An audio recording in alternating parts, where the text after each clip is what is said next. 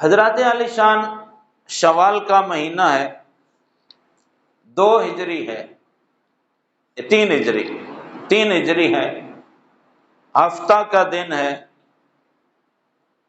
15 شوال کی تاریخ ہے جب اللہ کے پیارے محبوب صلی اللہ علیہ وسلم چند سو جان نثاروں کو لے کر دفاعی صورتحال کے لیے مشورہ کرنے کے بعد مدینہ طیبہ سے شمال کی جانب 3 کلومیٹر کے فاصلہ پر ایک ایسے پہاڑ کے دامن میں حضور جلوہ گر ہوتے ہیں۔ تفصیلات تو بڑی ہیں لیکن 20-25 منٹ کے خطاب میں زیادہ تفصیل پیش کرنے سے معذور ہوں۔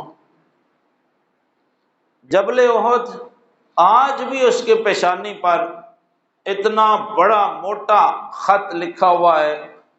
مدینہ شریف سے باہر نکلیں تو شہری آبادی سے باہر نکلیں تو اس حدیث پر نظر پڑتی ہے، آج بھی احد کی پیشانی پر یہ لکھا ہوا ہے، احد جبل یحبنا ونحبہ۔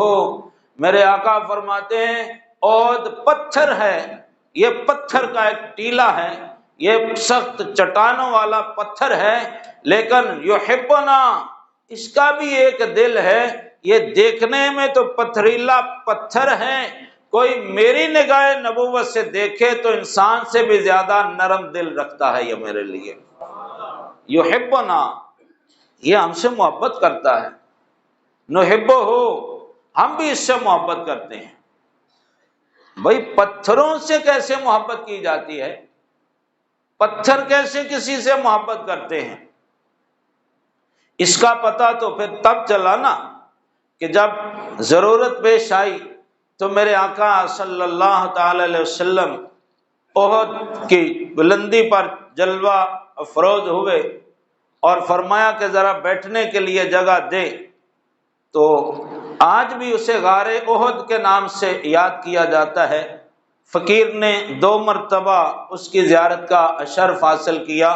وہ محراب نما جگہ آج بھی اسی طرح قائم و دائم ہے۔ 1400 سال سے کہ وہ پہاڑ کا اتنا حصہ پتھر کا پھٹ گیا اور اس نے بیٹھنے کے لیے اپنے آقا کریم علیہ السلام کو جگہ دی۔ محبت کی یہ نشانی آج 1400 سال گزر گئے تب بھی قائم ہے کہ جب حکم رسول پاک سے اس نے اپنا دل کھول کے مصطفیٰ کے قدموں میں رکھ دیا تھا۔ وہ آج بھی اسی طرح ہے۔ آج آپ جا کے دیکھیں، اللہ تعالیٰ آپ کو وہ سعادت نصیب کرے تو ایسے لگتا ہے جیسے یہ پتھر ابھی گر جائے گا، ہلکی سی اسے کوئی چوٹ لگے گی یا ہاتھ لگائیں گے تو نیچے گر جائے گا، لیکن 14 صدیاں گزر گئی ہیں وہ اسی طرح کھڑا ہے اور قیامت تک وہ کھڑا رہے گا اور بول کر مصطفیٰ کی محبت اور ادب اور احترام کا پتہ دیتا رہے گا۔ اس کے دامن میں میرے اور آپ کے آقا صلی اللہ تعالی علیہ وسلم جلوہ گر ہوئے ہیں۔